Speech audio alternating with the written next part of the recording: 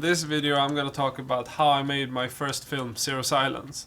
What I learned from making my first feature film and self-distributing it, going to festivals, selling it to TV. This is gonna be a director's commentary of how I made the film, making zero money, wasting a lot of money, doing a lot of dumb shit. But I'm gonna talk about why you should not do certain things and why you should do other things that we did. Because some things we did was pretty brilliant. And hopefully make it a little bit easier for you guys to make your first film.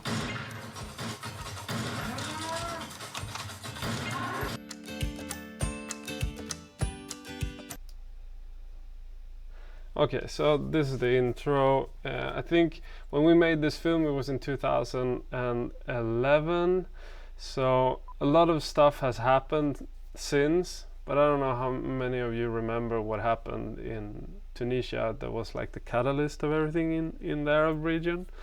But this film, we didn't set out to make like a revolution film, but it turned out to become a revolution film because we were following friends of ours in Egypt, Tunisia and Lebanon, and then all of a sudden there was like a revolution a couple of years later.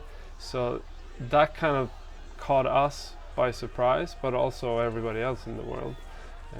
This is actually footage that I didn't shoot, but we had a separate filmmaker that was there that we actually got to use or bought her rights to her footage. That's often a thing that I apply now to stuff that I do, where we try to kind of collaborate with other filmmakers as well to kind of make the archiving of stuff much cheaper, because this is Al Jazeera stuff that you saw there, and that can be very expensive to clear those rights. This is me shooting again, but this stuff was shot like 2 years before the revolution, for instance. So this was a pickup stuff that we did a couple of years later, but the film was made with like no budget for the first 2.5 years, and we paid for everything ourselves. It was shot with my own equipment, so mainly a Canon 5D Mark II and a 50mm 1.4, not the L series, like not the cheapest one, but the cheapest 1.4 lens, I think. And then the Sennheiser G3 system, especially. And some stuff was shot with the 24-105 kit lens that I had for the Canon 5D Mark II. But for the most part we wanted to keep it much lower in terms of like the production size, because this was actually a time when you could get away with shooting on a DSLR and people didn't think that you shot something that was anything special. So a funny story from Tahrir Square was when we were there for, I guess, the 28th of January, when like all hell broke loose there.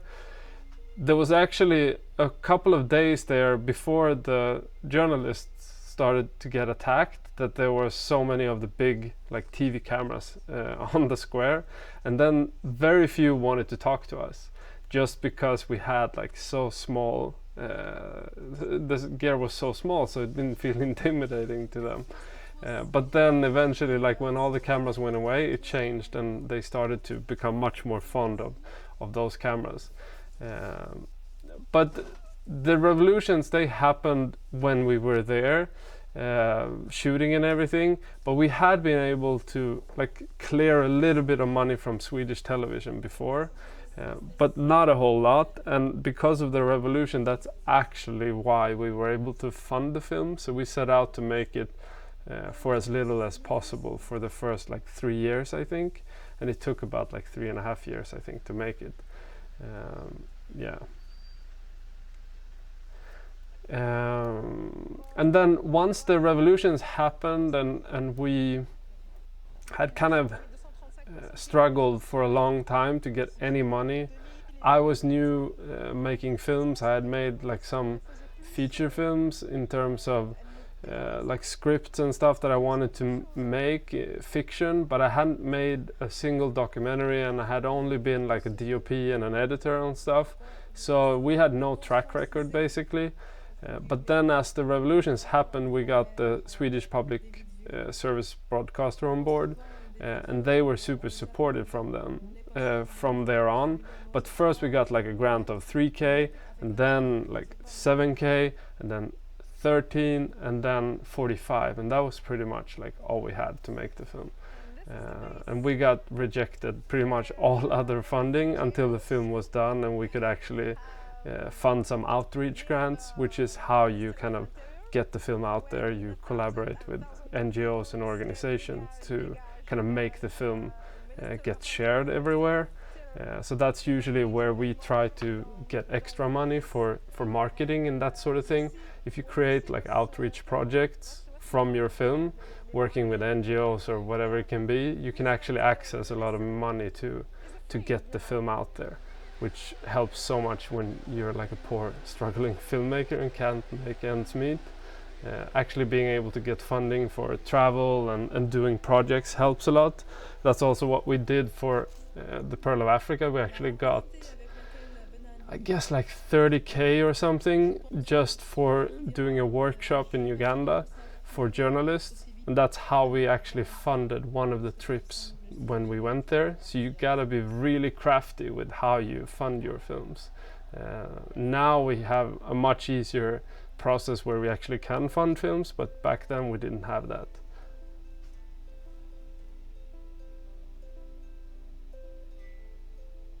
We also, like, this is from after the revolutions in Tunisia. It's kind of weird to be here, to like walk into the police station that was burnt down and was this art show there now, and like everything changed. People were super depressed back then, and still are, I guess. One thing that we thought a lot about was like, how can we reduce the cost?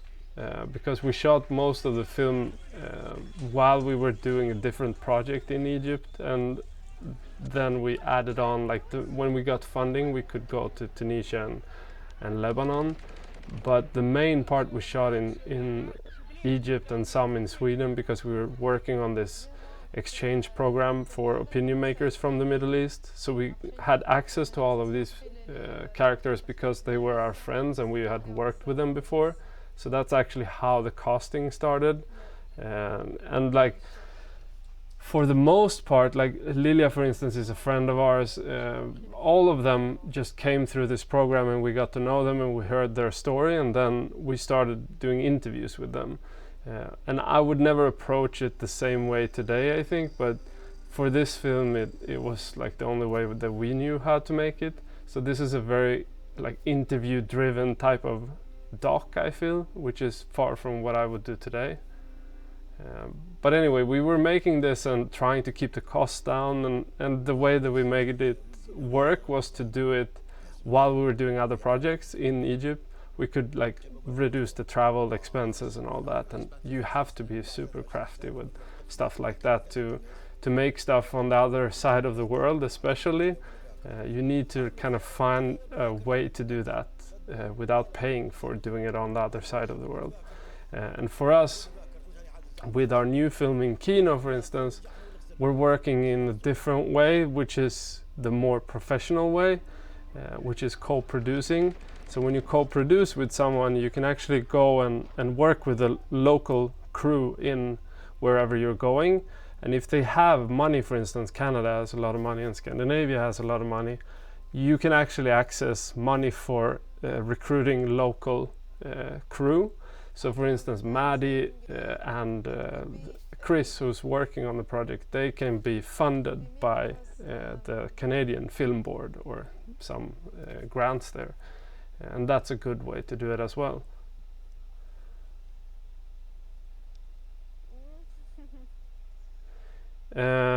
Photograph asks me, how much storage space did you use up on the SD cards? I think this whole project was about 6 terabytes or something. It wasn't so big because it was compressed 5D Mark II material. So I think that's where it landed, if not 8, but I think 6 or 8 terabytes. It was a long time ago though, so nowadays it's so much bigger, but that was back then. It was about that size. do you make your own custom movie poster art for your films or have a graphic designer create them for you? I actually do most of the stuff myself.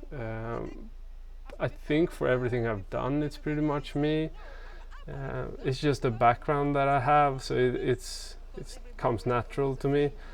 But I would say, like, if you can't do it yourself, you have to get somebody else to do it, because it's such an important part.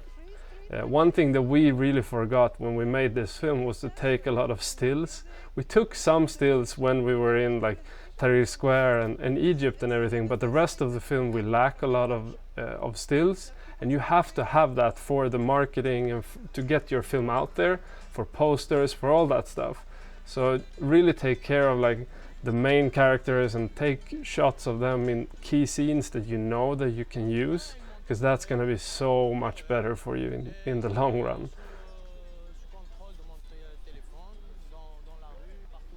Vesa Peltonen asked, where did you get the idea for the film? This is actually something that came pretty naturally, because we were making, I was documenting pretty much these people as it was, but in a different context. So I was making like short docs, and I was live streaming and doing this with like opinion makers from the Middle East who was kind of talking about this already. But what we had to do was kind of package it in a way that made sense. So it started with a lot of interviews. Like we made like tons of interviews with different people.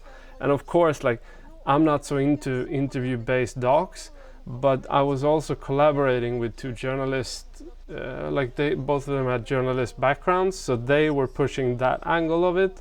So this is a film where I think you can see like what I do is pretty much like DOPing and putting my filter on it, but then in terms of like the story, it's more of a collaborative thing where all of us was collaborating on like picking the people and getting to find a story in all this. So I guess the look you could probably recognize from what I do, even though it's old, but I think in terms of like the content in itself, story-wise, is probably something that's a bit of me, a bit of Javeria, a bit of Alexandra as well, who was the people that I made it with. But the idea in itself, it came kind of naturally because we were following them, and then all of a sudden, you know, a revolution happens. And then you're standing there and just like seeing them in the middle of all that. So from being a story about like their oppression, it turned into being like the story of the revolution and following them in the revolution.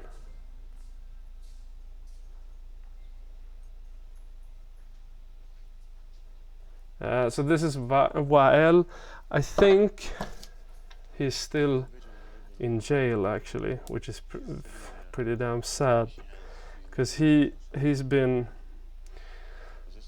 like kidnapped a bunch of times, and they've been trying to get him put in jail for a long time, and now because of the situation in Egypt, it's pretty much even more horrible than it was before.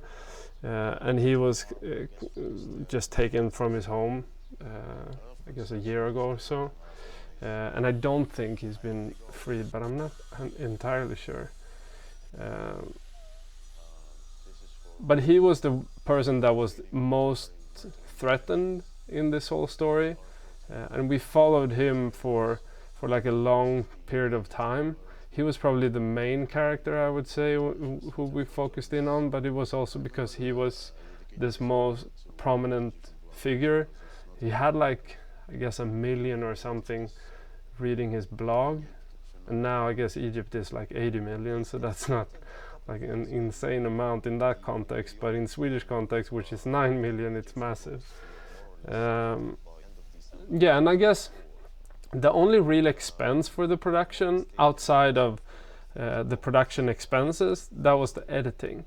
And that's something that I regret now, because we put a lot of money of the budget, like percentage wise, into one single line item. And that's super stupid. You shouldn't pay an editor over like 30 k when you have 45k and not have any money left to do the rest of the film or to distribute it. And that's an issue that I've realized. Like nowadays, I keep like negotiating to get to wherever we're at right now in terms of budget, because you're always behind in the budget, but you always need to kind of negotiate so that you're on like a safe ground. And it was great to have like Johan Sarander who edited the film, but I just think we should have negotiated better in terms of compensation. And not because he didn't deserve the money, he did, but we didn't have any money, and as a producer you need to make the budget work, and we didn't really when we went that way and put all the money into editors. But editors are super expensive, especially the Scandinavian ones, so you should probably get money from the Film Institute and that sort of thing if you want to work with people like that, or you should probably get somebody on board that almost does it for free, I think, because it's a big part of the budget that just like goes away, and we could have done more with it. So that's kind of dumb, but it's done. You learn, you move along, and don't make the mistake again. But that's just something to remember, to not put too much into like single posts, even though like the name, oh maybe this is good, but rarely it is. Like it's not worthwhile risking the whole project for stuff like that.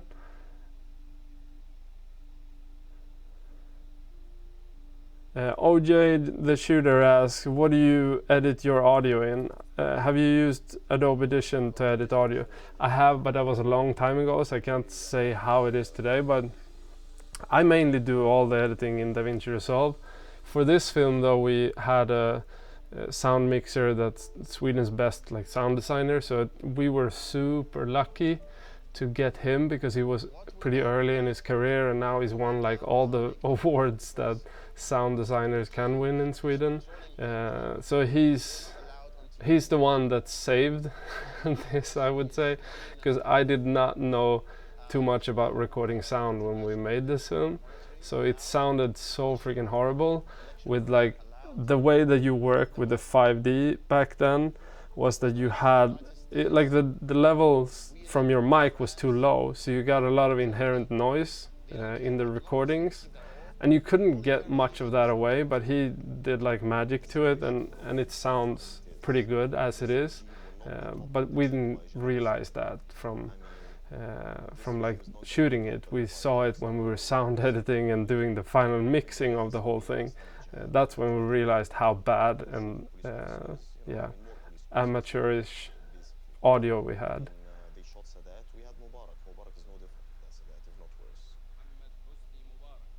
But this is also he was called, or he is called, Andreas Frank. He's like awesome, but a good thing to learn from that is that we worked with not him straight to him, but a sound company that does like post for films that wanted to have like an award-winning project on the roster. So what they did was really like they put their money and all into this project to get him to do it, because they wanted to have this as references for future work. So if you can like think about it in those terms, like how do you get other companies that are trying to get up in the rankings, or how do you get, for instance, somebody that, for instance, has a lot of gear to want to do it because they want to invest in their own career or something, if it's a DOP or if it's like a rental house, wherever it can be like post houses. Those are great to collaborate with to get more out of your budget, and they usually want to have like, it's called in-kind, where they would put their work into the film, and then some of them wants to own a bit of the film, which I think is fine. And the way that co-production, which I mentioned, works is that if you want funding, for instance, from Canada that we want now for co-production, you need to have ownership from the Canadian part of the film. So the production needs to be partly sold to Canada or partly produced by somebody in Canada. For us, this is pretty easy since Maddie is executive producer on the project, but those things you need to think about if you want to access that type of money. For instance, if you want an editor from Sweden or Scandinavia, you would need to kind of put ownership, I think, in Sweden as well. I know that Canada has it like that because that's what we're working on right now, but I'm not sure actually how it works in Sweden. And then another thing that you should think about is like timing wise, because this is like the perfect example of that. This film would never have gotten into Sheffield, I think, if it wasn't for the timing. So I mean, the film, it's a decent film and all, but the timing was what made it. It was one of the first films about the Arab Spring that came out, and just because like he liked the style of it and everything, the programmer at Sheffield Dockfest back then, it got into the festival and he promoted it and he liked it, and I mean, that's the stuff that you really want. You want to get them to just pick up your project and to make it their own in terms of like how they promote it to other people, press, all that type of stuff. And we got really lucky because we had the timing. So if you can find a subject or something that actually is like right in time, it's a big advantage, I think, when you time that.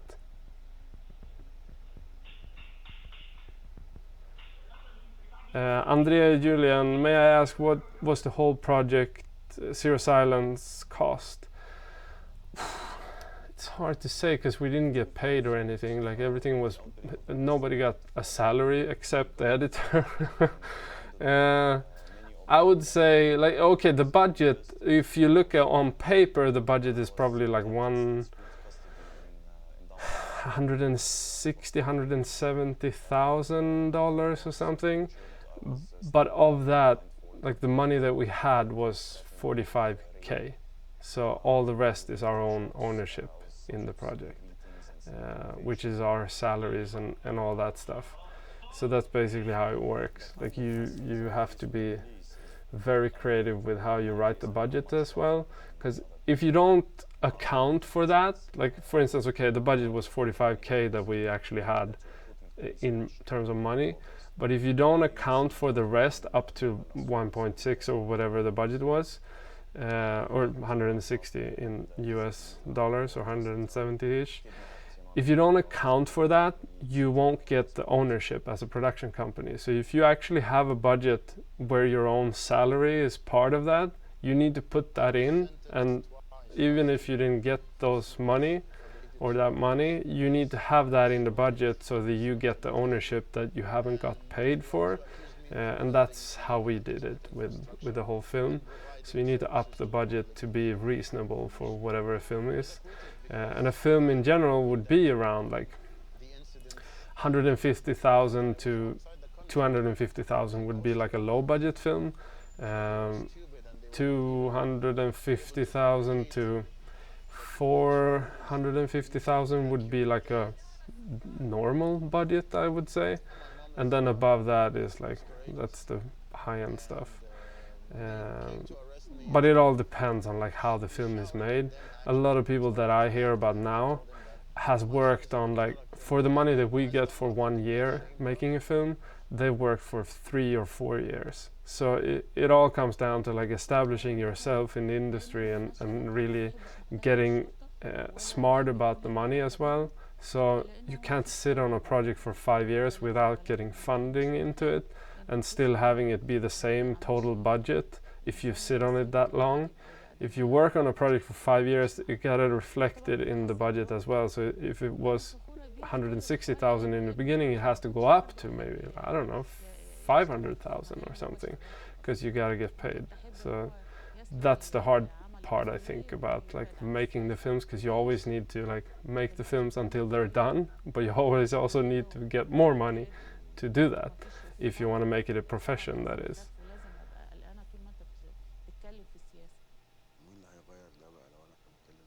Okay, so what did the other 15K besides the editor go to? I guess most of it was like production expenses, just traveling. Like we traveled to all 3 countries. I guess we were in Egypt 2 times, Tunisia one time, Lebanon one time. I guess that pretty much, like, that's the expenses pretty much. And then like you also have like other expenses, but it's just like production cost of making the film. What's more important to you, Foley or music? I think Foley, definitely. Like music you can do without, but Foley or any sound design you cannot do without. It's just gonna be so demanding to listen to a film that has just a music mat or something through the whole thing. Yeah. Um, and I guess in a way we didn't really decide on like where we would shoot this film. It kind of came to us because we were working already. I mean, we could have picked other Middle Eastern countries, but I think it made sense. For instance, Tunisia and Egypt made total sense. Lebanon was the hard part, where like at the time Lebanon didn't really make sense for people, and that had to do with like Syria hadn't really taken off yet in terms of like the media reporting. Assad had like, killed a bunch of people already, I think 2,000 or something. So it was still like a big thing in terms of the NGOs and how they were talking about it in this context, but not in the media and all that. So people were really looking at Lebanon as a weird pick in terms of a country. But now with hindsight, it was of course like a good place to be, because it was right between all this and the chaos that was going on. But we didn't really pick it. It picked us, I would say, because of Egypt being such a harsh focus through Wael Abbas, which was the pretty much main character, and then we built it out from that. And Lilia was also a really strong character from Tunisia, and then from those two we pretty much like constructed the rest. But it was a kind of hard thing to do when you do stuff with friends and you don't really do the casting process like I would do it today, but you're stuck with whatever you have in terms of the characters and everything, and you still have like this relationship to them because you're friends. And then from that it's kind of weird to go and shoot the film and make the film, because there's always like this relationship that you need to kind of account for. So I would probably work in a different way if I worked with friends again. Think about it in a different way, where you kind of need to be clear on what the film is from the beginning. Now, we didn't have any struggles with this project, but I can see that happening when you do stuff with friends, where they don't really know what to expect and like when is the film going to be finished.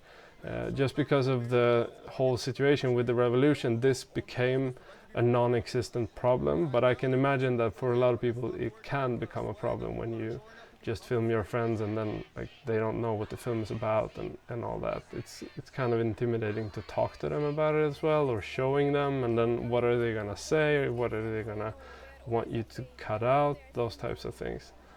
This is not just a Facebook revolution or an internet revolution.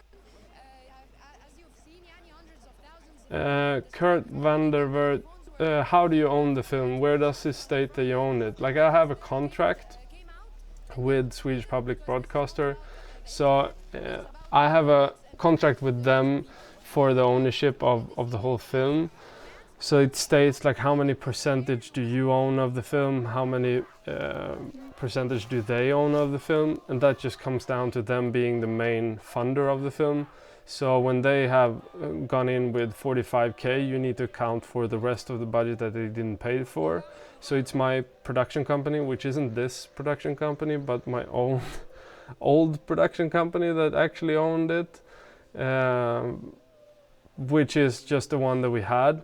But pretty much, like, I would say there's no use in owning a film like this because it doesn't have like a shelf life, I feel, at least. So I would think that like for a film like this, it pretty much doesn't really matter if you own it or not, but I've always felt like it's good to own the projects long term. And with the Pearl of Africa, it's a bit of a different situation, because there we realized when we made this film what we needed to clear, And for this film, we pretty much don't have any clearing of a lot of stuff that we have to have. But when we sold the Pearl of Africa to Netflix, we had to clear everything. And that was like a rigorous process that we had to go through and have contacts with like everybody. This is a film that would be very difficult to do that with because there's so many people featured in it. And most of them are journalists all over the place in the world.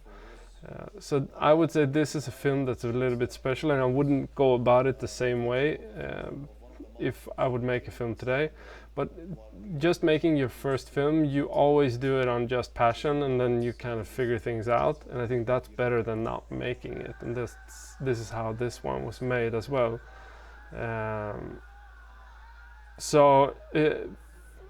What I mean is that when you make a budget, when you sign a contract, for instance, with the broadcasting company, you have to budget something. Like you have a budget for the film. What is the official budget? For this budget, you will include like everything.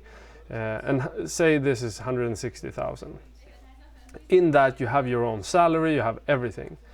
When you fund something, you need to use that budget when you talk to people. And if you can't fund it, you're not going to get any money either. So, for instance, now when we have two films that we're making. One is with Swedish Public Television, and we have a like okay from them, which we won't get like that money until we either say that okay, we're gonna pay for the remaining part, or we're gonna fund it via the ones that we've said that we're gonna fund it through.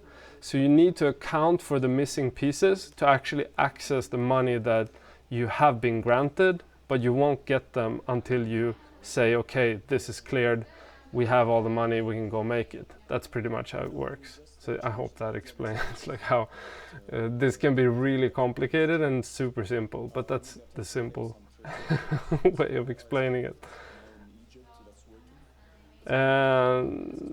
Daniel Phillips, on the topic showing the subject, the doc, have you been in a position where you haven't been happy with how you made them look? Okay, so the characters. Have you ever had to make changes in the edit because of this? I have. Like for the Pearl of Africa, we made a web series before we made the film, which went like very viral with like CNN quoting a top African show to ditch House of Cards for, and like it became a big thing back then. And the first episode that we made, we wanted it to be like to hook people and get people interested. And we also did like a crowdfunding campaign for Cleo's sex reassignment surgery at the same time, parallel to this. So we wanted to explain the conflict and all that. But when she saw the first episode, she really felt like this was too much like of the dramatic type of storytelling that is pretty much all activist docs. And this is funny because we didn't want to make that film, but because we wanted to get people involved in the campaign, we made the first episode of the web series that way. The rest of the web series wasn't that way. But when she came with her feedback, we actually recut the whole thing and made her more comfortable with it. And then the whole series was kind of easy to cut, and she was all for it. But then when we made the feature film, she didn't have any worry, and she didn't even want to watch the film, so she didn't see it until she was in the cinema in Toronto. So with some people, it's also something that you can kind of do early on in the production to make them comfortable with how you're making it, instead of doing it like with the last edit of the film. You can actually do it earlier on and get them to understand what's your intent and everything. I think that's the most important thing, to get them to really understand where you want to go, and also let them be part of the process. Because if you're taking their story, I think that it's just right for them to be part of it. And I know that there's a big difference when you talk to journalists and they kind of just take. I think that's why it's so conflicted in the media today. We're making a film in like a very like a no-go zone in Sweden, and it's impossible to go there with cameras unless you have people that kind of invite you. Otherwise, you'll get attacked. And there's not really a no-go zone in Sweden, but it's just the way that the media has treated that place. And when you work in a situation like that, you really need to kind of account for what other stupid journalist has done to be able to get their blessing for you to even be there if you want them to tell their story to you. So that's the hard part, to kind of maneuver that, because you have to take into consideration all the ignorant and selfish people that's been there before trying to take the story. And that's often the case when you look at like communities that are not so visible in the media and everything. Okay, so what was the scariest moment? I guess when we got here and the jet planes was kind of buzzing over, that was kind of, okay, so are they gonna bomb? Are they not gonna bomb? That was one of those moments. Another one was when the camels rode in. I don't think it's in the film, or maybe it is, but that was a really strange situation where nobody really knew what was happening, and the camels ride into the whole crowd, and we're just standing there. And I don't remember if this is the same thing, but there was also a time when we were standing there, and there's like this big cloud of dirt or dust that's coming towards us. Just imagine like a sandstorm, but it's actually people throwing rocks, and it's just like coming closer, coming closer. That was also pretty intimidating. But I think that the worst paranoia was when they started to attack like journalists, and we were in a small hotel that they actually did not even bother to go looking in. So we were just next to the Marriott in Zamalek, which is like this very posh place where all the like big journalists stay, and there they of course went, but the hotel that we were at right next to them, they didn't go. But the night that like we heard reports of everybody getting attacked, because we were just offloading everything and trying to upload stuff from our hotel, and then we just tried to hide everything. Okay, so what's going to happen in the night when we sleep? So we hid our hard drives in the room and stuff, and just tried to be prepared to, whatever could happen. Those things you kind of worry about, but other than that, I think that it was pretty calm. But those things are maybe not so calm. I don't know. Yeah. So, did you spend any nights in the square itself? I actually didn't, but both Alexandra and Gert, who was making the film, actually did. But most of the time we didn't feel like that was the film, because the people that we were following didn't do that. So we were following different people who were going from the square, trying to report about what was happening. So they were there during the daytime, and then they went out and they were reporting on stuff from like they were online journalists pretty much. So they were uploading everything, so we had to follow them wherever they were going. So we were sitting in apartments waiting for somebody to raid the apartments in the evenings, because there was like journalist hangouts there. That's how like the whole time span was. Like they went to the square, then they went out, they were trying to make their edits, upload that to the media outlets, and then they just stayed there drinking whiskey and not doing so much in the evening, just trying to like get updated on everything. It will just politicize it into groups. So why do they keep it then? Because Okay, so this is Lebanon. It's funny when you watch this, because I graded this, and I can feel a little bit like, okay, so here I'm a bit off. But other than that, I wouldn't think... Okay, so it's shot with a shutter speed that's a little bit too fast for my taste today, and it's shot with like very shallow depth of field that was this day and age. But other than that, I wouldn't like see that this is a 5D Mark II, which is not nice to see. Certain shots I can tell, but for the most part, not so much.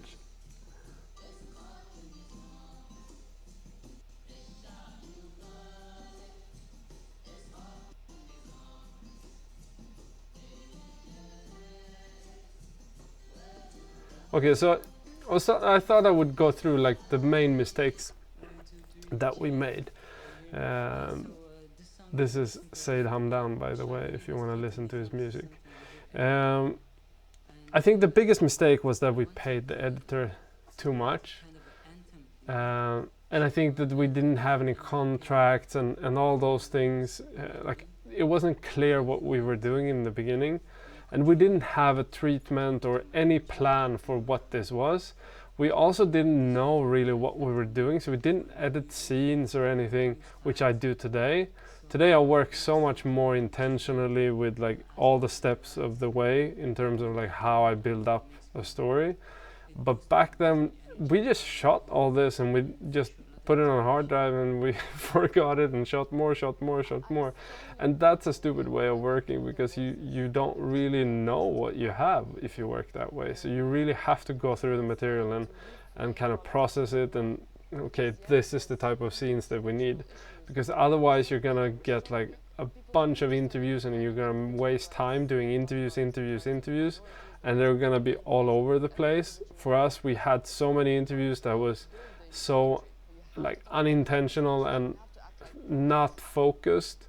And even with people, for instance, Peter Sunde from Pirate Bay, we did interviews with him, and like it was total randomness because we were trying to find the story through the interviews. So you could say it was research as well, but I think you need to figure out the story angle pretty early on, especially if you want to pitch something. You need to know it very early, and for funding and everything, it's crucial. But another thing that we did that was super dumb was that we got an offer from Arte, I guess ZDF, the German Arte, to turn the 58-minute version into a feature film. But we were so like unstructured and like we lacked all experience to actually be able to manage that. And afterward, like after a couple of years, I guess 2 or something, when I was making the Pearl of Africa, I actually went to this workshop with the lady who was the commissioning editor at ZDF at that time, and she was just like, yeah, what happened to the film? I wanted to buy it. And I didn't have an answer because it was just us, unstructured and dumb and inexperienced. So you really need to like figure out what you want to do and be very productive when you get the chances that you get, because you only get that one chance one time, and then they're off to the next thing. And if we would have like had the experience, we would easily have made like a feature film out of it, and we would have accessed much more funding as well because of them being so big, and you would also get other people on board because of that. But one good thing is to kind of take away is that you can actually shoot a film, get it into festivals, and then get your break.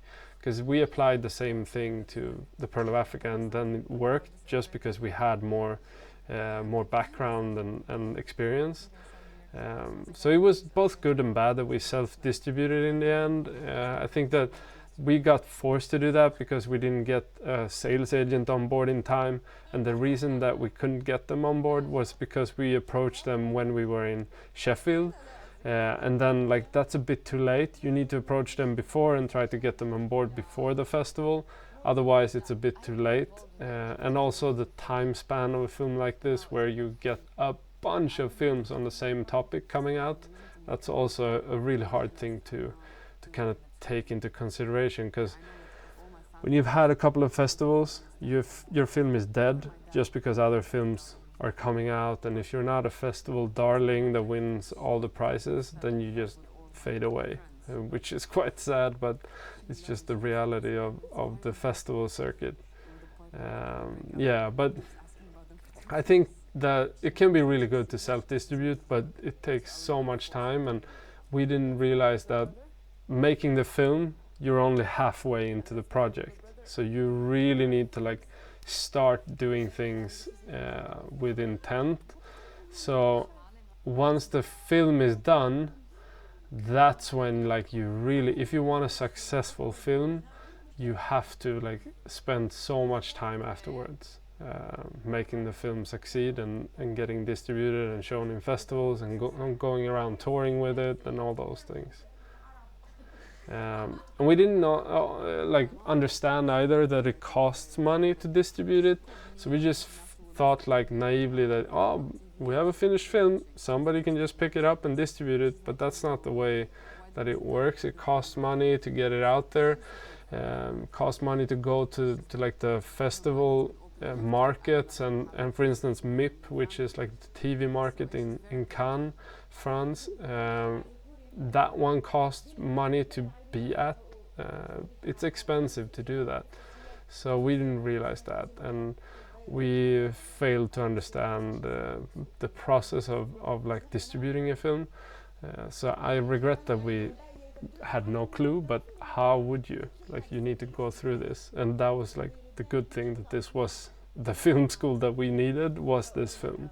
Yeah, and we didn't make it a feature film because we didn't know how to, like lengthwise, and we only got funding for 58, so we should have made it a feature film as well, because it gets bigger or more attention because of that. And then like the biggest, most stupid like newbie mistake that we did in terms of marketing was that while in Egypt and Tahrir Square, we were like one of the few people that actually had footage from Tahrir Square when the internet got shut off and it was just total blackout. We were one of the few that uploaded a clip right before that happened. But our dumbasses did it on another channel with another journalist and didn't put it on our own channel, and couldn't get the attention that that got. It got probably like 250,000 or 300,000 views in just the time that it was a blackout, so like a day or something. And it got over all the media in the whole world, and we got on a lot of TV shows and stuff because of that clip. But nobody knew that it was us or the film that we were making that the clip came from. People just thought that it was a random journalist that shot it. And it was also probably because it was like a really good interview with like a good-looking girl from the square that was like very different from the other people that they were interviewing. And then it was shot on the 5D with like short depth of field, and she was funny and good-looking, like all those things, like they made the perfect match for going viral. But of course we didn't manage to do anything about it, outside of Sweden at least, because in Sweden we actually got a lot of attention because of that. But yeah, and then another big mistake was that we rushed the project. So we should have kept like our cool and just kept working, got more funding, like just work through the project much more than we did, because we rushed it. We didn't have a feature. Like this film, if we just would have kept following them, it would have been a much better film, I think. So those were probably the biggest dumb mistakes that we made. But I don't make same ones anymore. Vesa Peltonen, if you think about running gun aspect, what was your biggest challenges making this film? Was it hard in various location and lighting conditions? Did you have your time to think about framing and test camera settings and things like that? I mean, for the most part, I knew the camera, I would say. I thought I knew the audio as well, but I did not, obviously. I knew the camera in and out. I've shot so much on the 5D. I got many TV shows and that sort of thing in Sweden. So I knew the camera in and out. I felt like that was not something that was a hindrance in any way. And then at this time, I didn't know that much about lighting at this time in my career. So everything I think is pretty much like natural light. And that's probably why it's overexposed in certain places and stuff. But I think that I didn't have a light. I'm not. Oh, yeah, we did. I had lights, but this is what happened. This is why we didn't use lights. So we were doing an interview in Egypt at some point um, with one of the main characters, and we were just on a rooftop overlooking some building, like big building in Alexandria. And then all of a sudden, like, we got shut down because the people in this place, like the cafe, they were afraid because we were filming towards a governmental building, which is like you can get thrown in jail for that there. So we realized that this is a stupid thing to be like shooting something in the night outside like this with a light. So I think for the most part we just like took that into consideration and learned from it and just made the smallest package that we could in terms of gear, and that ended up being a lot of the time the 50mm Canon lens, the 1.4, just because of keeping the form factor so small that nobody would expect that we actually shoot a film here. And that I think worked really well. But then when we were in like more comfortable situations, we have like some stuff with Wael after the revolution, for instance, when it was more calm and people had for a moment a bit more freedom. When that happened, we could shoot with a 24 to 105, for instance, because we didn't feel like this is something strange. But we were really afraid about like getting shut down because we didn't have any permits for shooting or anything like that. And it's a kind of strange thing to do when you do this kind of journalistic docs, where you really have to kind of take into consideration that you can't really ask for permission, because then there will be no film and they will have no voice. But I guess for this, in terms of a camera, like, you can make amazing footage out of the 5D Mark II even, I think. Now it does fall apart sometimes, but I mean, this still looks decent. If I would use it today with the knowledge that I have today of cameras, then I would be pretty certain that this would look like an expensive camera, because you have to know the limitations of the cameras. And most of the time I think with the 5D, if you just crush the blacks a little bit, you actually hide most of the stuff that it falls apart in terms of the shadows, which it does, but you can't really see it when you grade it like this. Yeah. And in terms of framing, I guess like everything is kind of intuitive for me because I've shot so much in this style. This is pretty much how I shot at this time. This is how I shot everything. And it's not like, okay, this project is going to be like this. I wasn't good enough to be able to like set out to do a certain style. This was the only style I pretty much knew how to do. So I think that's what like everything came from, is basically just I was used to shooting like this and that's how I shot it. So I didn't consider like framing or anything like that. It's just like I like shooting like this and I shot like this. I would not do that today though. Rodrigo Bernardo, how do you figure out the structure beforehand? If you don't, who are you going to meet, etc.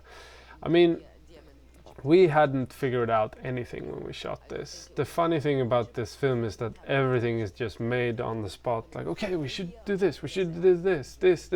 And I like that process, but it doesn't, like, it's not a good thing if you want to build up a story.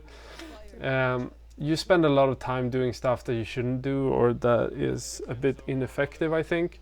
So even though the film works, it's definitely not the best way to tell a story. I think it's also very interview driven, which kind of works because it's about the revolution and everything, and it's a lot of voices, and I mean, it works, but it's not a favorite style of mine. I think that when you do your first film, it's very easy to just make it on pure passion and not take so much into consideration for like the story. And that's probably the only way that you can do it, because you don't have the means to actually tell the story more intentional. But what you can do is try to kind of hone in on a theme and do the research as much as you can. Like the previous video that I did on script writing, for instance, it talks about like how I do research and how my process is. And I think that for the most part, I think that you gain a lot more if you can kind of, okay, pick a topic, do the research, learn as much as you can on that topic, and then try to like cast the people that can do that or tell their story in a cinematic way, and then you work from there, and then a lot of the stuff will kind of come by itself. In this case, like, we picked people that was good in terms of what they talk about and know, but not from a cinematic standpoint. So it is cinematic because this happened, the revolution happened. If there was no revolution, this was not a cinematic style at all. I think it was just like interview based. But because it was something that was action driven, that we couldn't control, it became better than we would have made it otherwise. This shot is probably my favorite, one of my favorite shots in the whole wide world.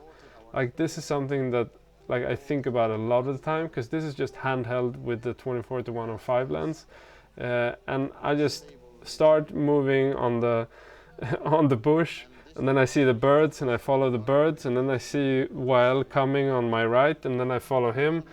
Just smooth, no gimbal, nothing, just handheld, lens stabilized. Oof, almost get, oh, that's the best shot I've ever shot. That's how I feel, at least.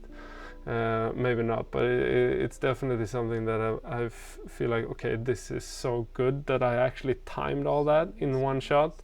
And you should think about those things. Like, those are the things that you should take with you to the next film and learn from. But I think the key learnings here is that, like, the festival run that we did with this film, that was the best film school ever, to just go with the film and learn how to distribute it. We learned how to pitch the next film as well. We got all the connections that we needed. It was super important to make this first film, to learn how the industry works, and going to the festival markets and understanding, like, what is a festival market and how do you pitch stuff. We pitched this film as well to the European broadcasters, and like, that was a big thing at the time, very intimidating, and just being in those big pitch rooms was super interesting. But you really have to build your projects strategically, and I think that documentary filmmakers, they're super autistic artists that has no clue of reality. They can't sell anything, they can't socialize with money either, and I think that's what you need to kind of master, because making a film and telling a story, that's the easy part for any filmmaker, but it's the other part, like getting funding and everything, that's what you should work on. That and the storytelling and all that. It's so freaking important to focus on that if you want to live off of this. It's something important. Yeah, that was the film. Huh. That's the film. You can actually watch it. I have a promo code in the description if you want to watch it. So let me know what you think about it. I think that was like the biggest thing, but experience as well. Like, it's so freaking important to have experience. If you don't have experience, it's so hard to get funded and make films. I think the knowledge that I had from making that film was why I was able to make The Pearl of Africa successful. If I hadn't gone through that film, I would never have been able to make The Pearl of Africa. It was just like total learning curve to go through a process of having a film in festival and understanding the lay of the land, and then like, okay, so now we're setting this project up. And even though we knew that, it was almost impossible to fund Pearl of Africa as well, because we didn't get funded until we got into hot dogs in the main competition. That's when we got funded, and then like, we didn't sell it to Netflix then, but we sold it in IDFA when we had the European premiere. So still couldn't make it, but we did. But I mean, it was luck and some knowledge, I guess. But it's important that you get the connections from going with a film. When you go out to festivals and you make a film, you get so much connections. So those connections you should build on like your whole career. For instance, Hussein Kurmboy, who picked our film into Sheffield, he's now a programmer at Sundance, and like we always meet when he's in Sweden. He has a Swedish wife, and I always meet him when I'm in LA or when we're at a festival or something. So it's super important to really keep those connections that you build from your first film.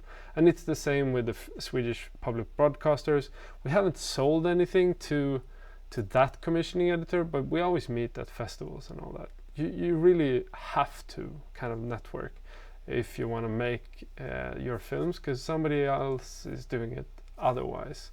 But another thing that I definitely underestimated when I made the film was the dramaturgy and how to build the story in a strong way. I learned a lot from working with an editor, so even though like I didn't feel like it was smart to put so much of the budget into it, I think he helped us so much to figure out the story, because we were 3 people wanting to do 3 different stories, and he became the filter between us.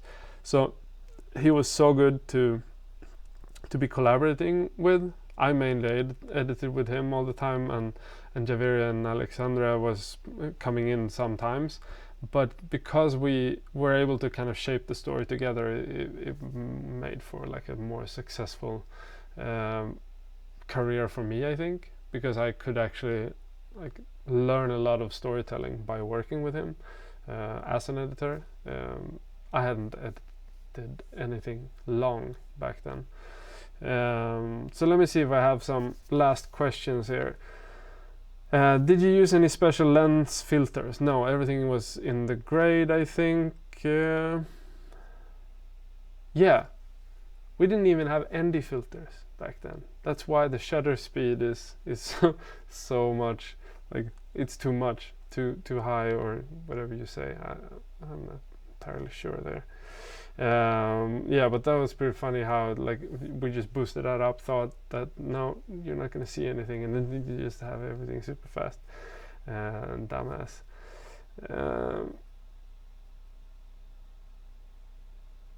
You mentioned you didn't have any filming permits. Can you ever get in trouble after the doc is released because of this? You could, and when you sell to Netflix, for instance, you have to have everything because you need to clear everything with an insurance. So if you don't get the insurance, it's because you don't have the rights that you need. I think for the most part, like we got all the rights that we could, but of course there's some like clips in Pearl of Africa that are stuff that people have uploaded that we couldn't get permits from, but we've tried. Like we've contacted everybody that we can and tried to locate the owners of the material. But then I think that you get to use it under fair use. That's how I understand it. So those things can happen. But for the most part, like you have to get all the rights.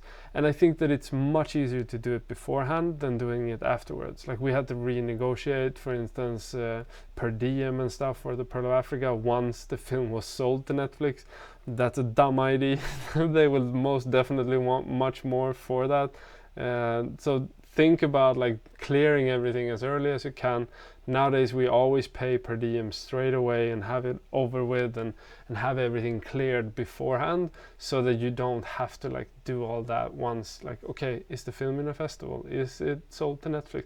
Whatever happens, when that happens, it's going to be much tougher to kind of clear all the rights. So we just try to do it straight away when like nobody knows. We still say that we're going to sell it to Netflix, even if like whatever can happen will happen. That's still the intent, I guess. I don't know, the new film in Kino, either Netflix or YouTube. What do you think? I'm leaning towards YouTube if they would make it a free originals, but I don't know. Netflix is probably good too.